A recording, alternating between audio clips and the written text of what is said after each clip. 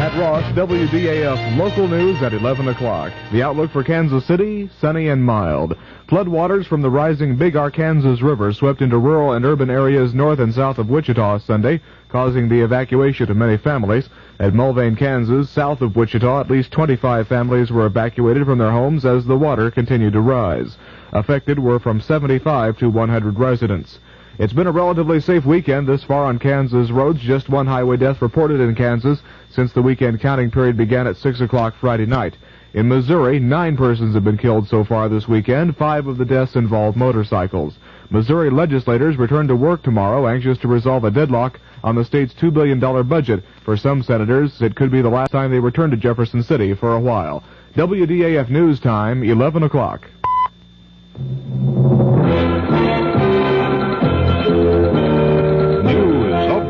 On the hour from American Information Radio. This is George Caldwell from New York, and at this hour, Chairman Peter Rodino of the House Impeachment Committee says he doubts President Nixon would be cited for contempt of Congress, even if the president does withhold some evidence subpoenaed by the committee.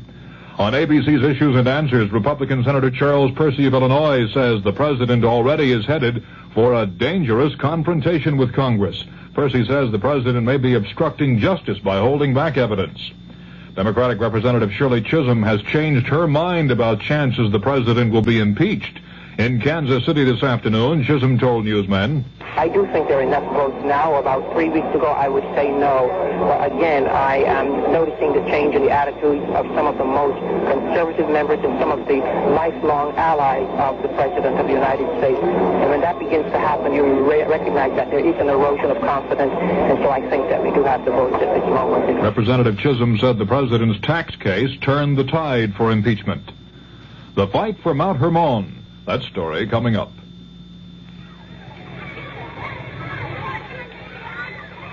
Pollution, crime, substandard housing, energy crisis, corruption, inequality, vandalism. If you don't like these conditions, you can do something about it.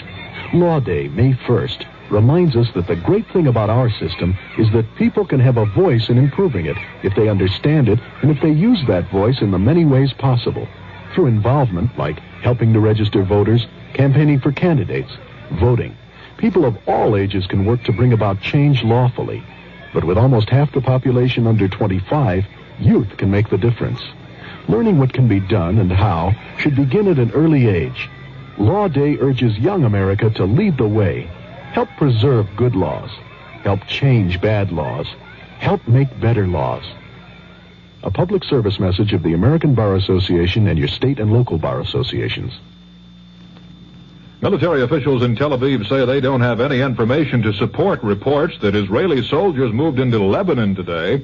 Arab newsmen on the scene say an Israeli force took positions on the edge of Mount Hermon in southern Lebanon.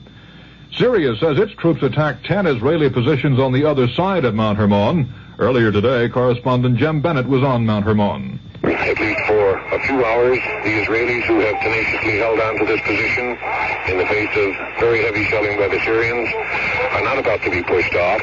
Their spirits remain high. They're a happy people, a happy group of soldiers. I don't see any dispiritedness among them. The plateau stretches out in a green carpet for miles. From here I can see Damascus, I can see into Lebanon, and it's the control of this mountain that gives the Israelis the advantage in the Golan Heights. This is Jim Bennett, ABC News, atop Mount Hermon. Newsweek magazine says the FBI has turned up valuable new leads in the Hecht case. Newsweek says numerous undercover agents have infiltrated the neighborhood where the Symbionese Liberation Army was headquartered and may actually have found the house where Patricia Hearst was taken. Tornadoes hit 3 counties of eastern Wisconsin this afternoon, killing 2 people and injuring at least 36. Police Captain Don Utak tells what a twister did in Oshkosh, Wisconsin. Oh, it did quite a bit of damage. So there was some areas that are residential and some are commercial areas. Broke windows, tore roofs off. Some of the homes were torn apart completely. And it seemed to touch down, then raise up and skip an area, and then touch down again. Utak said there were about 20 injuries in Oshkosh. 1 man is reported dead because of flooding along the Souris River in the southern part of North Dakota. About 3,000 people have been evacuated from their homes in the North Dakota flooding. On Broadway tonight, the Tony Award for Best Play went to The River Niger. Best Musical is Raisin. Best Actress in a Musical, Virginia Capers in Raisin. And the Tony for Best Actor, Michael Moriarty for Find Your Way Home. This is Information Radio News. From the Kurt Murray Sports Desk, the Chicago White Sox scored 7 times in the 6th inning and went on to an 11-7 victory over the Kansas City Royals today. The highlight was Brian Downing's bases-loaded triple.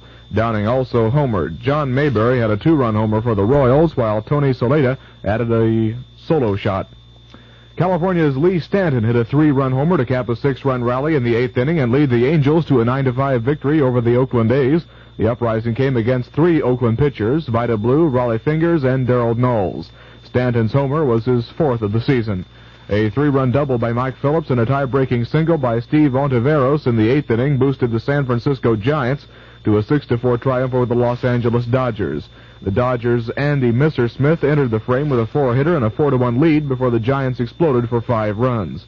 Chris Speyer drove in the final run of the inning with a single. Veteran Joanne Prentice sank a 3-foot putt to defeat Jane Blaylock today on the 4th playoff hole to win the title in the Dinah Shore Winner's Circle Golf Tournament. Miss Prentice, an 18-year veteran of the tour with 4 prior victories, holed her birdie putt after Miss Blaylock's attempt at a 12-foot birdie went beyond the hole. She collects $32,000 for winning this richest ladies tournament in history. And Chris Efford won her 9th consecutive clay court title today by methodically crushing Australian Kerry Melville 6-0, 6-1. Miss Everett takes home $10,000 for her victory in the tourney at St. Petersburg, Florida. The Kansas City forecast for the remainder of tonight, mostly fair and cooler. The low tonight in the upper 40s. Partly sunny and mild tomorrow with a high in the upper 60s. Fair and cool Monday night with a low in the 40s. Tuesday, mostly sunny and warmer with a high around 70. Currently clear skies, calm winds, the humidity 58%, and 60 degrees in Kansas City. This is Pat Ross, WDAF News.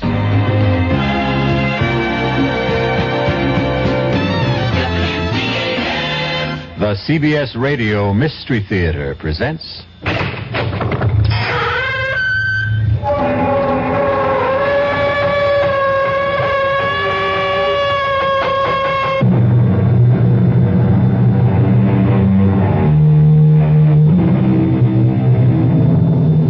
Come in. Welcome. I am E.G. Marshall. Welcome to the terrifying world of your own imagination. I have an unusual story about foreign intrigue, murder, and love. Interesting combination? You know, that great mystery writer Edgar Allan Poe once wrote that the best way to hide something was to leave it in full sight. And that's what this story's about. Steve Nash, agent for the Federal Narcotics Bureau, was awakened from a sound sleep by his chief. Steve, Manny and LaFaro got it tonight. Wounded? Dead. Oh, no. Manny's wife just had a baby. She's still in the hospital. Start packing a bag right now, Steve. Am I going somewhere? Paris, and anywhere else you feel it necessary to go from there. Paris? Now, don't get happy. It's not exactly a vacation, Steve. You're in for plenty of trouble.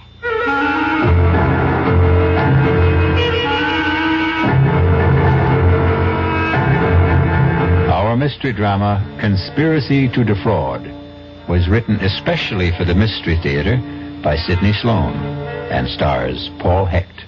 It is sponsored in part by the Kellogg Company, makers of Kellogg Special K cereal, and by Anheuser-Busch Incorporated, brewers of Budweiser. I'll be back shortly with Act One.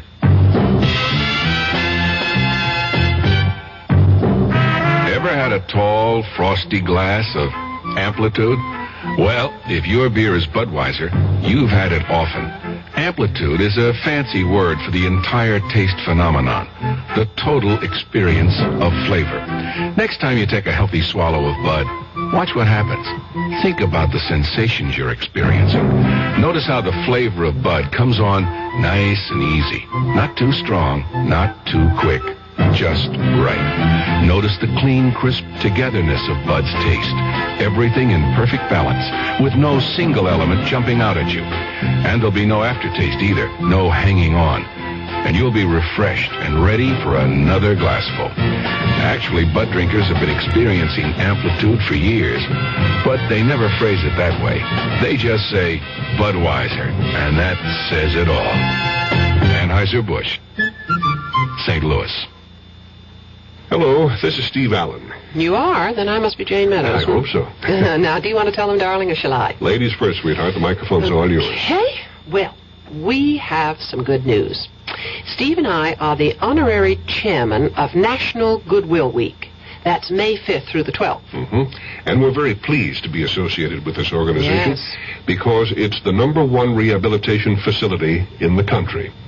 You see, Goodwill believes in people, and its business is helping the handicapped help themselves. Mm-hmm. And you know, Steve, with most of us these days devoting a good portion of our time combating the energy crisis, we tend to forget about the battle that handicapped people face every day just to survive. Very true. But that's where Goodwill Industries comes in. It offers them a chance to learn a trade, earn a living, and regain their self-respect. Yes. Well, our time's about up, Jane, so remember, folks, be good to Goodwill. Especially during the week of May 5th through the 12th.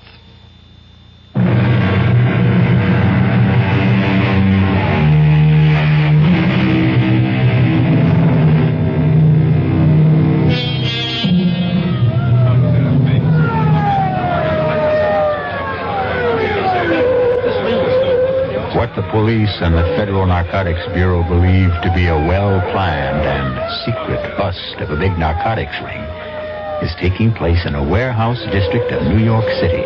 Stand by, Sergeant. I'm going to talk to them on a bullhorn. If they don't come out, we go in. Right, I got it. You are completely surrounded.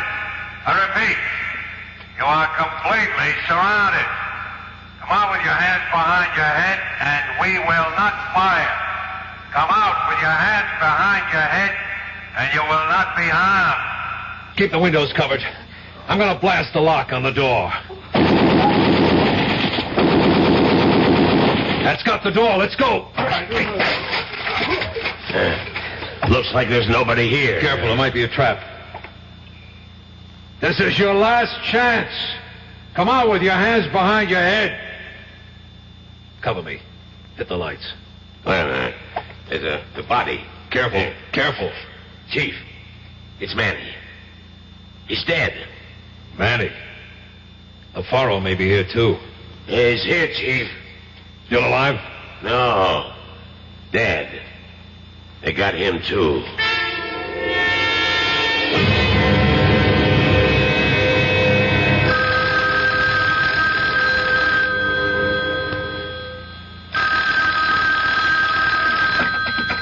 Yeah? This is Borden, Steve. Yeah, Chief, what's up? Manny and LaFaro got it tonight. Wounded? Dead. Oh, no. Manny's wife just had a baby. She's still in the hospital. I haven't spoken to her yet. Talk to Mrs. LaFaro. Took it hard, eh? I hate this job.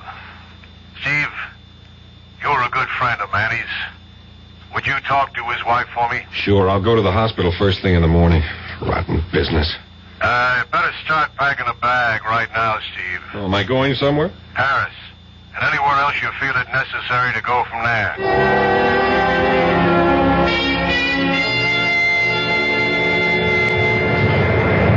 I beg your pardon? Yeah. What? This seat. Seat? Oh, I'm sorry. Am I in the wrong seat? No, I am. Oh. You see, I was sitting forward, the second row on the outside. Yeah? And I asked the stewardess to change my seat. This was the only unoccupied seat in first class. Oh, sure. Sit down. I don't mind. I thought this was going to be a dull flight. My name is Helene Frey. Oh, I'm Steve Nash. Pleased to have you as a traveling companion. I'm pleased, too. Are you going to be in Paris long, Mr.? Nash. Call me Steve. So seldom I get called Mr. I'm not sure whether I'm the one. Steve, then.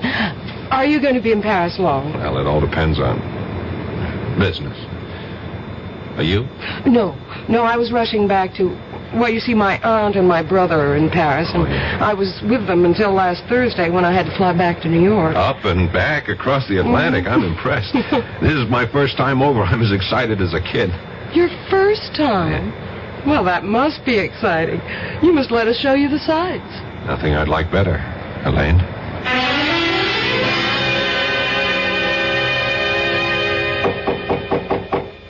Entrez.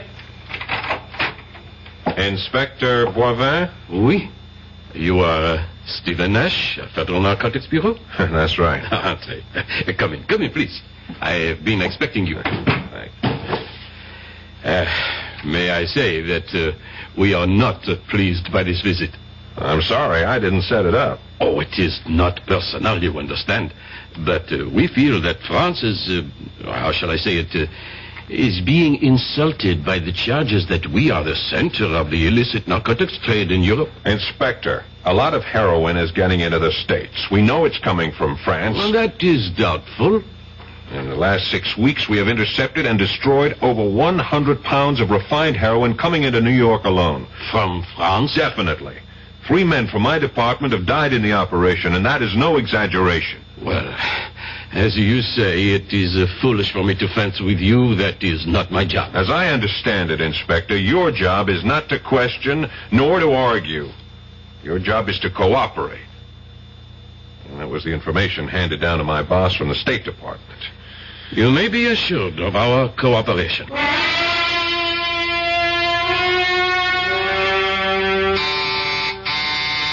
Entree. The door is open. Oh, hello. You must be the chap Helene picked up on the plane. Picked up? Oh, that's just a figure of speech, of course. I'm Harrington Frame, Helene's brother. Oh, hi, I'm Steve Nash. Yes, well, hello. Sit down. Helene should be back in a minute. Just stepped out to do a bit of last-minute shopping. That you, Helene? Oh, Auntie. This is that chap that Helene met on her flight back, Mr. Stephen Nash. This is our Aunt Phyllis, Mrs. Starrow. Oh, how do you do, Mr. Nash? How do you do, Mrs. Starrow? Oh, please, call me Phyllis. Mrs. Starrow reminds me of that I'm an old widow woman. You going to be in Paris long, Stephen? Oh, 2, 3 weeks, perhaps longer. Auntie thinks of herself as an unofficial tourist bureau, feels she must take her fellow countrymen under her wing and show them her Paris. Oh, you be quiet, Howard. I just want to be pleasant. Don't you like people who are pleasant, Steve? Oh, yeah, of course. I don't suppose that Harrington or Helene has told you of our trouble. Oh, good Lord, Phyllis, must you tell everyone you meet? Mr. Nash has only been here a few minutes, and you want to burden him with the story. Well, I must say it's rather a traumatic experience, wouldn't you say, Stephen? To lose emeralds worth $150,000. $150,000? Oh, that must be Helene. Let her in, Harrington. Phyllis is angry with me. She always calls me Harrington when she's annoyed. Oh, Helene. Mr. Nash here yet? Oh, indeed, yes.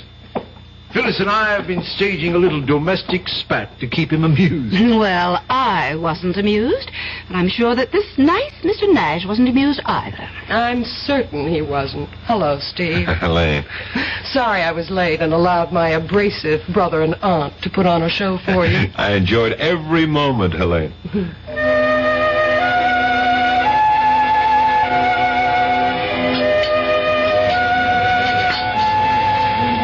Penny for your thoughts, Steve. Oh, I'm sorry.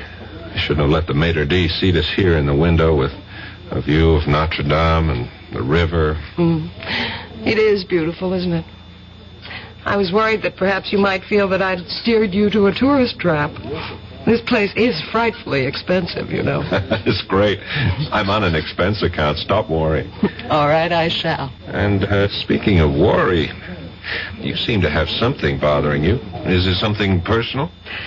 Well, it's about my aunt and Harrington. Yeah? Well, you see, my aunt has lost a very valuable piece of jewelry. The emeralds. You know. One of the first things she told me when I called, worth $100,000 or more. They're insured for $120,000. Why should she worry? She's not worrying. I am. The emeralds are not lost, strayed, or stolen. What? It's just a stunt to bilk the insurance company. She's being very foolish. She's desperate. She's completely without money. For that matter, both Harrington and I are, too. If they go through with this insurance swindle, they're going to be in big trouble. Even a professional crook would have serious problems, and they're... rank amateurs. When I went back to New York to see if I could raise some money... no good, eh? Aunt Phyllis has been to the well too often. No credit. Well, why doesn't she sell the emeralds, honestly? Well, I believe it's Harrington's idea, but he wants her to sell them to some... Fence? Yes. And also collect the insurance. He's made several tentative moves in that direction.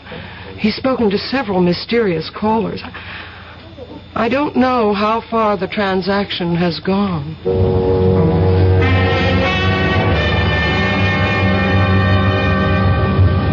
Taxi! Taxi! I can find you a taxi, monsieur. What? You want a taxi? I can get one for you. No thanks, sir. What a town. Even the taxi drivers have agents.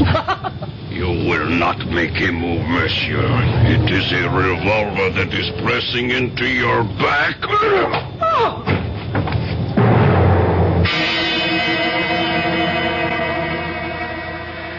Perhaps you underestimated your strength, Gab. The blow on the head... No, he'll be all right. We dropped her at the Concord. That is the hotel where she is staying, is it not? Yes. Nash, can you hear me? You are opening your eyes. That is better. Oh, my head. Unfortunately, Geb found it necessary to persuade you to come with him. Yeah. It's a neat little persuader he used. Right in the back of my head.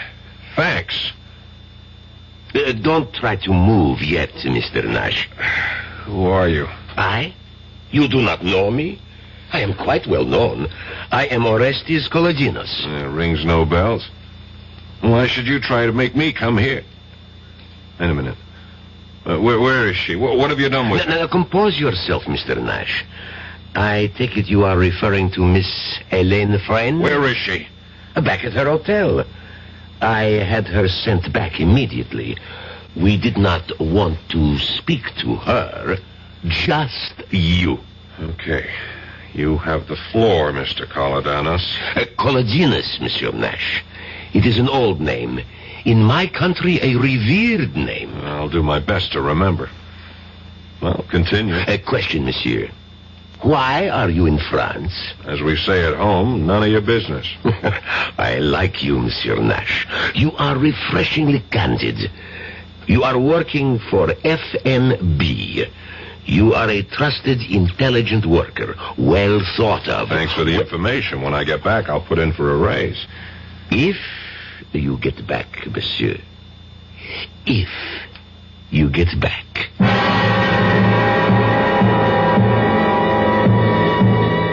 There is no doubt in Steve's mind that Kolodinos would and could carry out his threat. 3 men had already been permanently silenced, and it was not likely that Kolodinos would hesitate at the 4th. I'll be back shortly with Act 2. Great taste in the morning. Kellogg's has that wholesome taste to get you up and grinning. This is Jerry Coffer for Kellogg's Special K. You know, for years we've been talking about the Special K breakfast, a great way to start the day if you have a weight problem. You may have seen or heard our latest commercials, which symbolize the problem of being a few pounds overweight by using this ball and chain. That's the sound effect.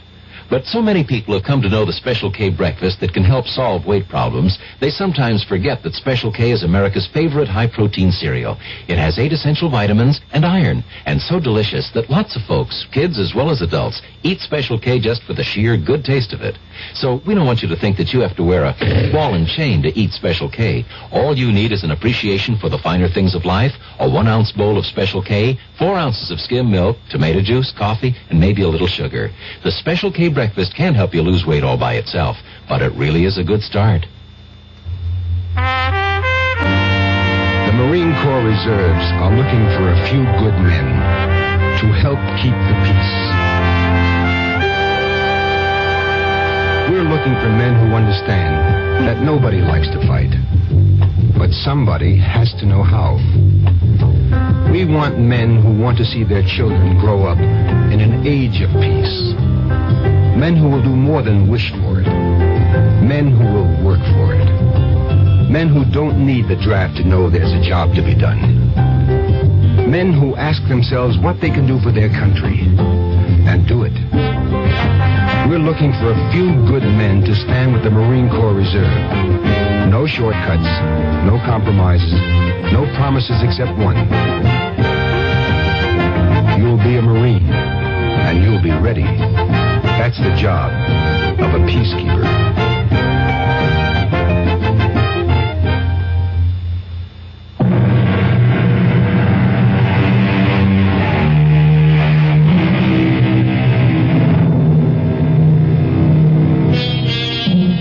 After his meeting with Kaladinos, Steve was taken back to his hotel. It was too late to do anything but call Elaine to reassure himself of her safety. It may have occurred to him that his feelings for her were more than that of a casual friend, and the sound of her voice on the phone convinced him of her personal concern for his safety. Steve, you're safe. Oh, I was so worried. They told me that you'd been driven back to your hotel, but I wanted to be sure. I saw that man hit you. There was a car waiting. He forced me into the car, and they dragged you in. Oh, you were so white, I thought... With my hard head, you needn't have worried. I'll tell you all about it when I see you. Well, when? When will I see you? Oh, there's so many things to ask you. I'm sorry, I can't tell you what time. I'll call you again. Okay, Steve. Till then, bye. Bye, darling.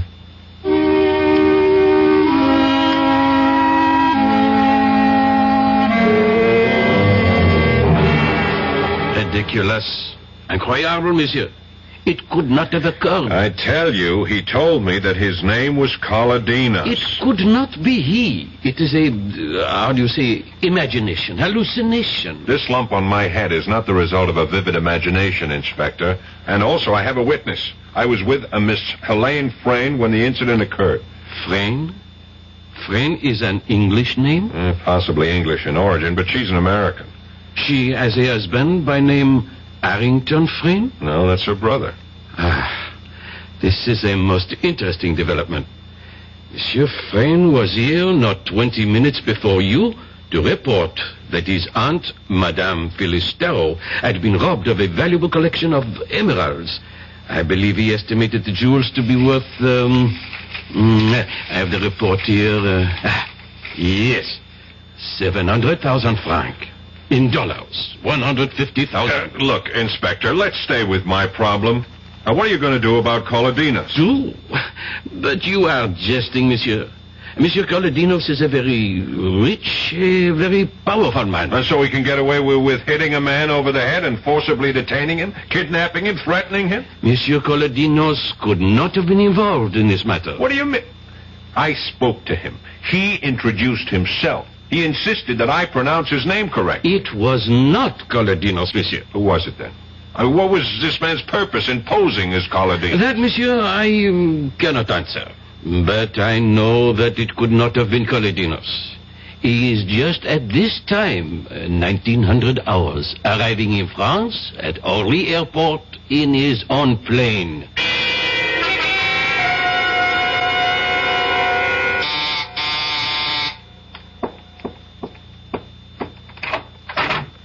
Steve. Darling.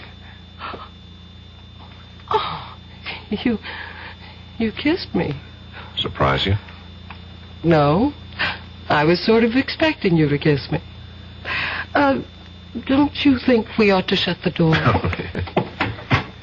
I wanted to take you in my arms 20 minutes after we met on the plane. I wanted you to 13 minutes after we...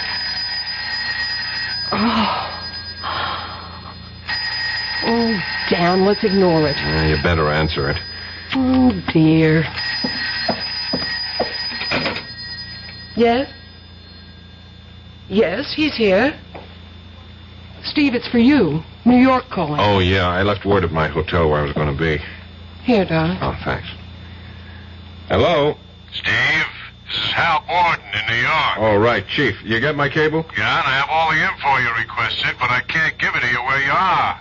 Incidentally, where are you? Oh, Suite 1013 at the Concord Hotel. It's all right, it's a friend. All right, now go to the railroad station. Gare du Nord. Near the ticket window on the south side of the station, you'll see a line of 10 telephone booths. Counting from left to right, you'll go to booth 3 at 3 o'clock your time.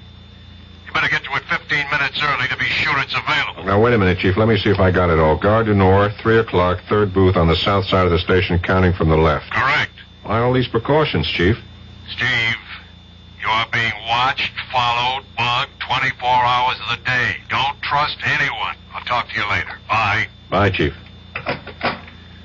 Well, what was that all about? Oh, it's nothing. It's the business I'm in, Elaine. Oh, it sounds very mysterious. Rushing off to the Gare du Nord to receive a phone call at 3 o'clock in booth 3. Oh, I almost forgot. What? When I came into the hotel just now, the clerk at the desk, he gave me a message for you.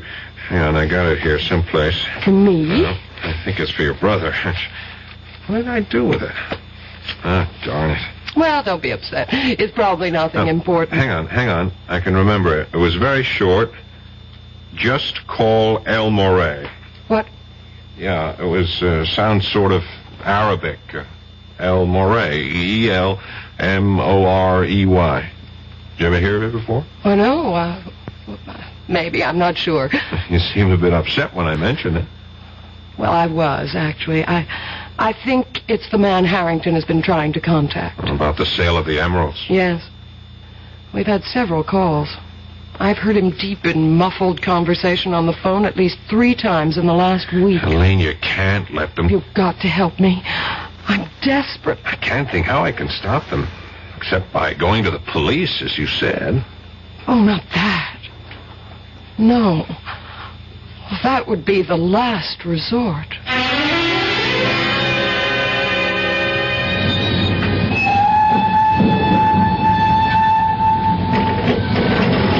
I should have brought a book along. Hello? Hello? Hello?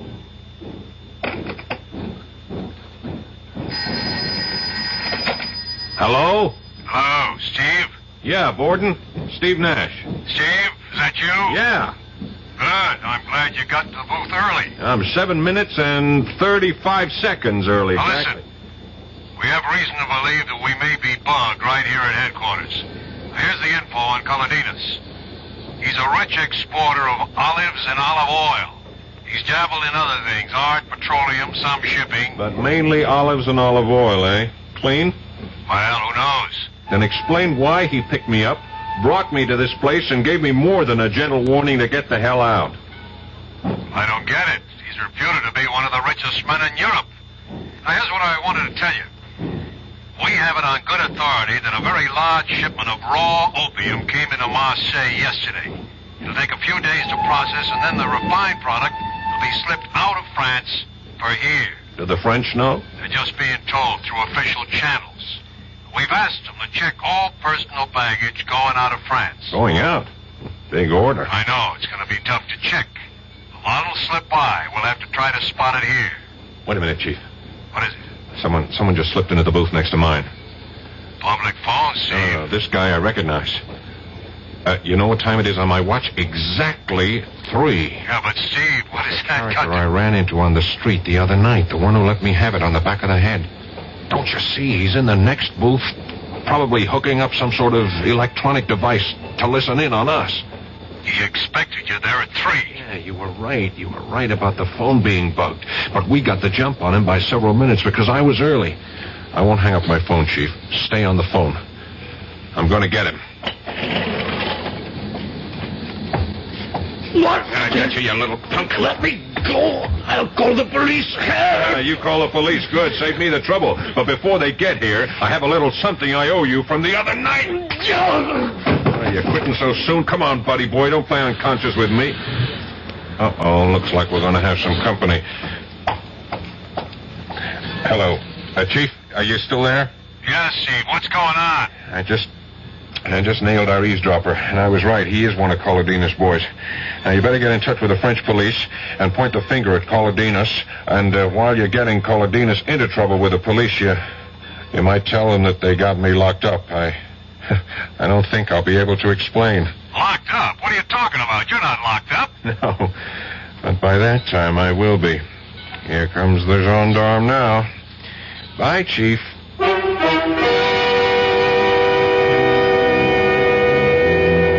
It is one thing to point the finger at Colodinos. It is another to pin him down. Colodinos is a man used to wielding great power, a very cunning and wily antagonist. We'll be back shortly with Act 3. Hello, this is Goldilocks. It seems like only yesterday that I was a little girl tasting porridge. You know, this one's too hot. This one's too cold. And now I conduct taste tests on diet drinks. And there's one I must tell you about. Sugar-free diet 7-Up. It has a fresh, natural, delicious taste. It drives my taste-o-meter crazy. Sugar-free diet 7-Up. This one's just right. Hi, I'm Nanette Fabre. 11 million Americans have an untreated hearing problem, including 3 million school-age kids. I was one of those kids, but I got help. Most hard-of-hearing people can be helped either medically or through amplification. There is a Better Business Bureau booklet that may help you, and it's free. Write Better Hearing Institute, Box 1840. That's 1840, Washington, D.C. You want to hear what you're missing. Your contributions to care have given help and hope to millions of needy people around the world. When they were hungry, you nourished them. When they were thirsty, you brought them safe water to drink.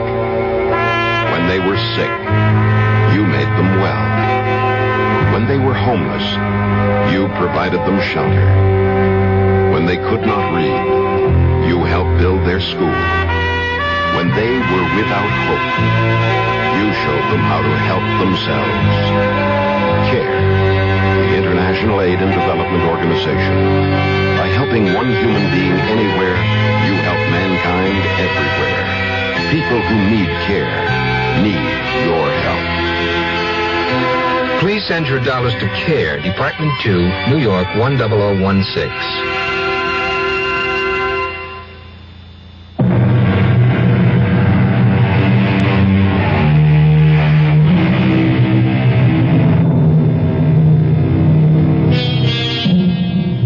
At times, Steve Nash's assignment has him feeling as though he's chasing phantoms. He keeps reaching out to grab something tangible and ends up with empty hands. After 10 days in Paris, he is as much in the dark about the narcotics racket as he was before he came. Colodinos is probably deeply involved. But Colodinos is untouchable. You can close the cell door, guard. Thank you. Thanks for being so prompt, Inspector. I didn't think I could stand your Bastille for another 10 minutes. Monsieur Nash, we have received a call from your bureau in New York asking us to come here and release you. How they knew you had been arrested is a mystery. I told them on the phone. You called from here? No. When I was making a call to my chief in New York from a booth in the Gare du Nord.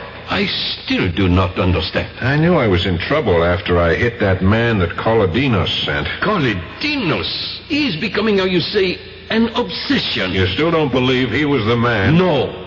And I do not wish to continue this useless conversation. You have been released. You may leave. Good day. Hey, wait a minute, Inspector. What happened to the man I hit? He was treated for his injuries and sent home. Hey, let him go. He is Colodinos, man. He's the one who cracked me over the head and took... Monsieur, I will not listen to more from you. I am 3 years from retirement, and I am not stupid to jeopardize my pension. What's your pension got to do with this? What, indeed? I have told you that Monsieur Colodinos is very important, very powerful. You're afraid of him? I would not exactly say that. Well, I would exactly say it. I think he's the fat butterfly I came here to catch. And I'm going to net him with your help. Or without it.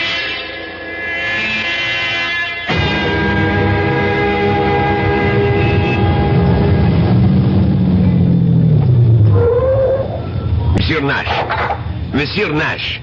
Here. Well, Mr. Colodinos, fancy meeting you here. May I give you a lift? No, thank you. My head still aches when I remember my last ride in your rolls. Get in. We're tying up traffic parking here. Come on, you're perfectly safe. Okay. Good. Drive on, Andre. As a matter of fact, I was anxious to see you, Colodinos. Really? I am flattered. You wanted to say goodbye? Goodbye? Yes, because you are leaving Paris. Where did you get that information? I mean, how come I haven't heard? You will, monsieur. You will. And you are very lucky, you know? Go on. You are alive. Monsieur Nash, you have been walking in dangerous territory. And do you know why you have survived? Tell me. Because you have been completely ineffectual. Because you have discovered nothing in all the time you have been here. In fact, your superiors are of the opinion that you have wasted your time and your government's money. So I'm going home in disgrace. Friday afternoon. Flight 225 International. Suppose I decide to stay on until I've nailed you. That would be a very unfortunate decision. Learn to quit when you're ahead. You are ahead right now. Well, I want to thank you for everything. All the arrangements. Very neat. Very efficient. Thank you. And now I should like to drop you at your destination. My hotel? I was thinking perhaps that you would be going to the American Embassy. There to call your superior in New York, Chief Borden, and verify the information that I have given you.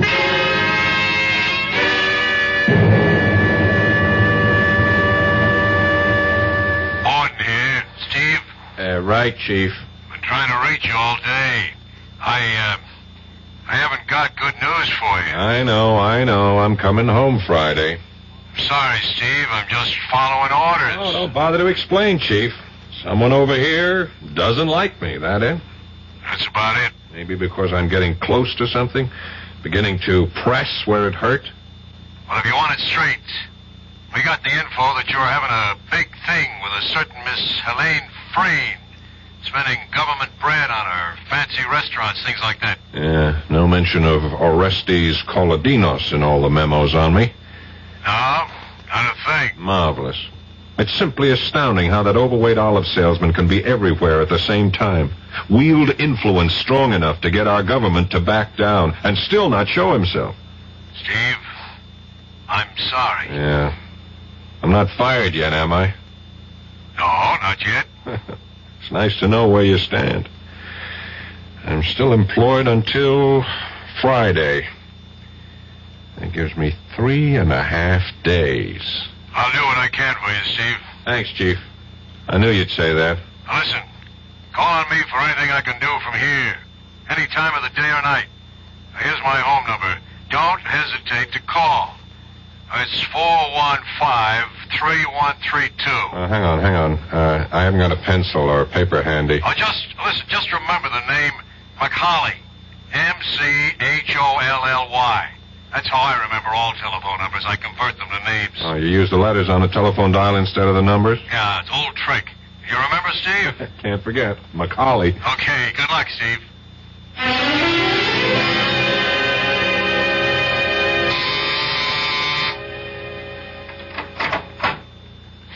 Steve, darling. Hi, Helene. Oh, come in. Come in, let's shut the door. Oh, I called you all day yesterday. I left messages. I was in jail. Jail? Yeah, I ran into the buzzard who hit me that night. Oh, that night? Yeah, I was making that overseas call in the Gare du Nord when I noticed him getting into the booth next to mine. What a coincidence. Oh, that was no coincidence. Someone knew I was to be there at 3 o'clock and tipped him off. I hit him, and the gendarme... Say, you've been packing. Are you leaving Paris? Well, that's what I wanted to tell you. We're flying to New York on Friday. Friday? I'm going back on Friday, too. Flight 225, international. You're kidding. Oh, that's our flight.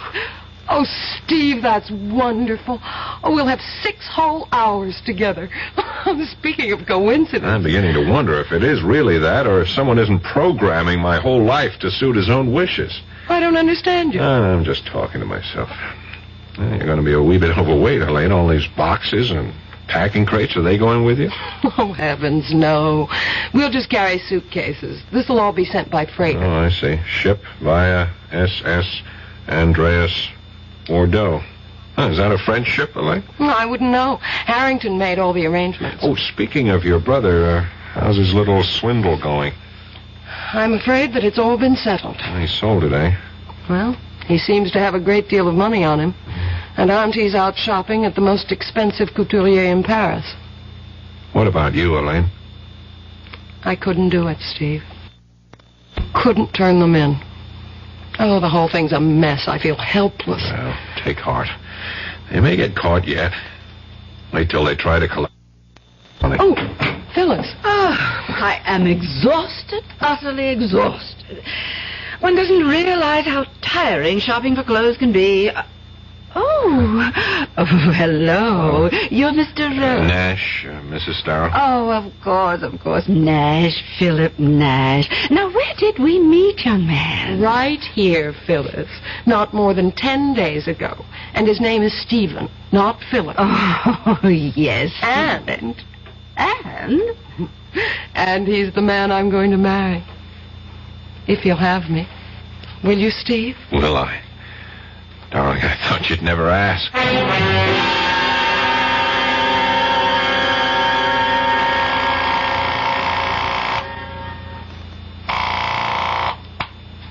Hello? Chief, Steve. You know what time it is? Yes, 8 o'clock in the morning. Where you are, here it's just 2 o'clock in the morning. I just got to sleep an hour ago. I'm sorry, Chief. I had to call. It's urgent. Chief, I'm in Bordeaux. What the hell are you doing in Bordeaux? I'll explain it to you later. Just tell me this. You mentioned that Colodino's had varied business interests. One you mentioned in passing, shipping? Yes, he has. He owns 2 ships, both under Liberian registry. He uses them mainly for his olive oil company. Would the name of one of them be the SS Andreas? Can't remember the names. The files are at the office. Well, I'll be in Paris in a few hours. Would you check and call me? You sound like you've latched onto something, Steve. I may have. I'll tell you about it when I see you. I'm flying home this afternoon, remember? Yeah. If I have anything, I'll have you to thank. Thanks for the tip, Macaulay.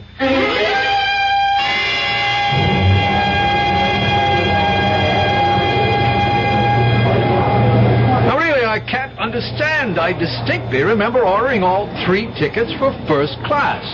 Now they tell me that we have 2 first and 1 tourist. Now, don't get so worked up about it, Har. I suppose you expect me to sit in the tourist class seat? No, I shall. Being a martyr, Helene? No, but I'll have more charming company in tourist than you, dear brother. Here he comes now. Nash. That's right. Phyllis said he'd be on this flight. Steve, over here. I'm sorry I'm a little late. I had to wait for a call from New York. Hello, Harrington. Hello. Please excuse me. I've got to find Phyllis. She's buying perfume in the duty-free shops. She'll never know what time it is. Don't be too long. They'll be calling our flight any minute. Oh, Steve, I missed you. Where have you been for the last 2 days? Oh, a few things to wrap up before I left Paris. I wanted to take a look at a little more of the country. I may not be back for years, if ever. Well, why didn't you tell me? I'd have gone with you. Mademoiselle, monsieur? Oh, Inspector Boivin. Come to see us off, monsieur? Not exactly. Mademoiselle, Madame Starrow and Monsieur Harrington Frayne should also be present. They are here? They're here, Monsieur Boivin. My aunt is doing some last-minute shopping. Oh, here they are. Oh, I've had the most glorious time, Helene. Oh, Mr. Nash and Monsieur Boivin. Well, I'm afraid I'm way over my quota. I have bought some big gallons and gallons. Pardon, madame, but we have very little time, and it is necessary that all your luggage be examined before you board. Be examined? At this end? We're going out, not coming in. I am sorry, monsieur. Regulations, if you will be so kind. Regulations? Since when? Tuesday this week. All luggage must be examined before departure. Red tape, bureaucratic red tape. If you'd stop arguing, we'd be through it in a matter of minutes. Quiet, Harrington. Now, Monsieur Boivin, where do we go? Please, be so kind as to follow me. You too, Monsieur Nash. Through this door, please. Our bags are already on the plane. They were checked through. You will find that all your luggage is on that table, ready for examination. Now, the attendants will help you, but we should like you to open your own luggage. Who is first here? That's mine. Open, please. Now let us look inside the case containing your articles of toilet, monsieur. This is toothpaste. Is this necessary, monsieur? Must you remove and examine everything in the case? Patience, monsieur. I know what I am looking for. This tube is most interesting. Regard, it has been opened at the bottom and sealed again. When one presses firmly on the tube, one discovers that there are unnatural lumps within. We shall see what they are. I take my pocket knife and... there. These are emeralds, wouldn't you say, madame? Yes, they are my emeralds. Now, would you be so kind as to give them to me? Presently, madame. Monsieur Frayne, Madame Starrow, you are under arrest. On what charge? Oh, my nephew did not steal my jewels. I gave them to him for safekeeping. You reported a theft, madame. A false theft. A mistake. A misunderstanding. We have found the emeralds, and now we report them found. You are in a conspiracy to defraud the insurance company, madame. That is a crime.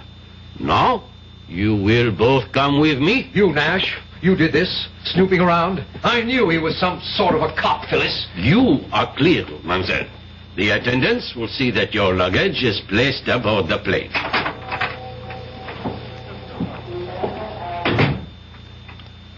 So you finally decided to do it, eh, Elaine? Yes. I discovered that the emeralds hadn't been sold yet. Also that Phyllis hadn't reported the loss to the insurance company. I knew the charges couldn't be too severe and would probably be dismissed. Of course, they'll probably never forgive you. Oh, I think they will in time. And I'll have you to console me, Steve. They'll be calling our plane now. Too bad Phyllis and Harrington's tickets won't be used. Oh, look, there's Boivin. He's alone. I guess he sent them off to the Bastille.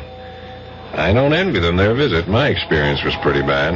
Will Mademoiselle Elliot's plane come to information, please? Oh, you're being paged, Elaine. I can't imagine what it is. Elliot's plane come to information, Let's please? find out. Come on. You have a message for me? Oui, madame. Hélène Frein? Yes? Ah, oui. I have it here. Thank you. Merci. Oh, what is it, Elaine? You look worried. Nothing. Nothing, Steve. I just got to make a telephone call that I neglected to... there's a booth over there. Do you want me to come with you? No, wait for me here.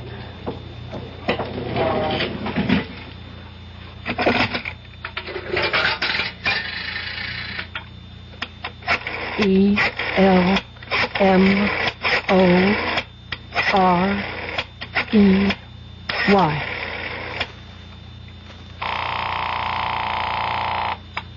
Yes? This is Elaine. I'm at the airport. I got your message.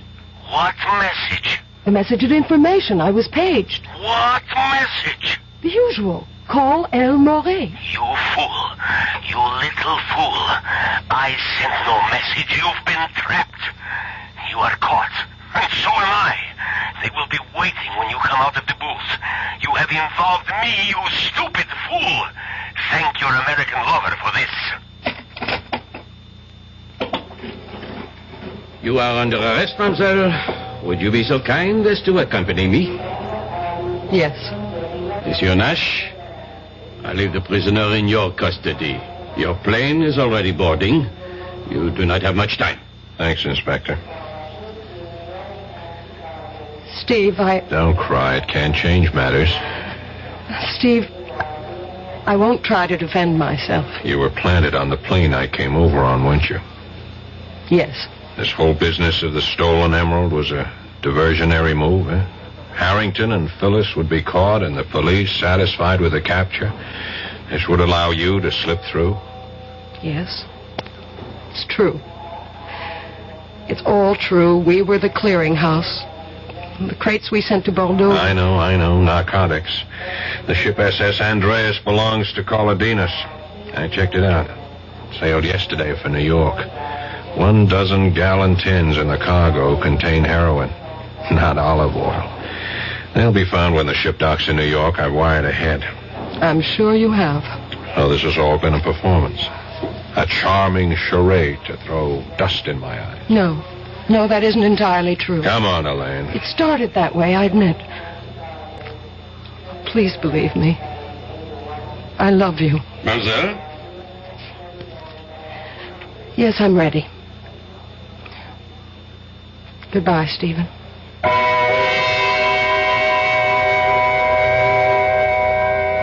Steve stood there and silently watched the woman he had just begun to love being led away by the French police.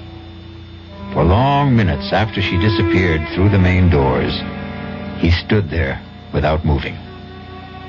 Finally, with an effort, he responded to the last boarding call for Flight 225. I'll be back shortly. Oh, sure. You can talk about good-tasting diet drinks, but I know. I'm Goldilocks, and here at my taste-testing laboratory, I taste-test them all. And nobody's been drinking my diet drinks until I tested sugar-free Diet 7-Up. And then, kabloomy! Every bear wanted some. Diet 7-Up is fresh, natural, delicious. Sugar-free Diet 7-Up. This one's just right.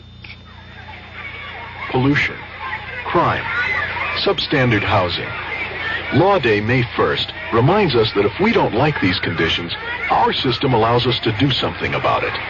Through involvement like helping to register voters, campaigning, and voting, we all can help bring about change lawfully.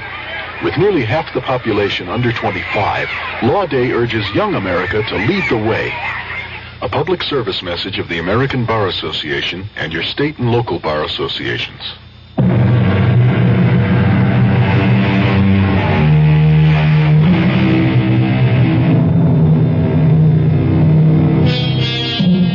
When Steve Nash got off the plane in New York, his chief was waiting to congratulate him.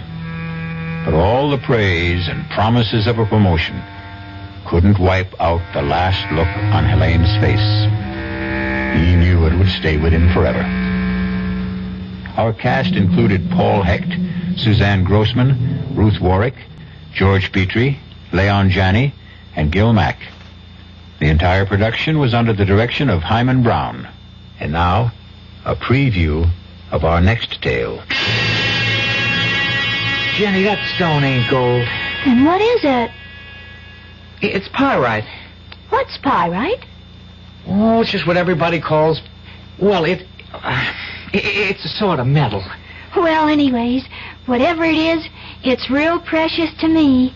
It's my lucky charm. Well, that's why you better not let Pa know what you think about it. Why? Well, you know what he's like. He cares about gambling more than he cares about anything, and all gamblers are real superstitious. Now, if he knew you had a lucky piece, especially if he heard the crazy story about you and the school burning down, he'd have it offer you so fast it'd set your head to spinning. It isn't crazy. You heard me wish on the stone for no school, and now there is no school. That was just happenstance. You don't think it happened just 'cause I wished it? Of course it didn't. Then I'm going to prove it to you. Radio Mystery Theater was sponsored in part by new sugar-free Diet 7-Up.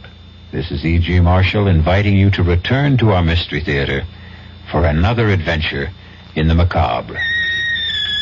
Until next time, pleasant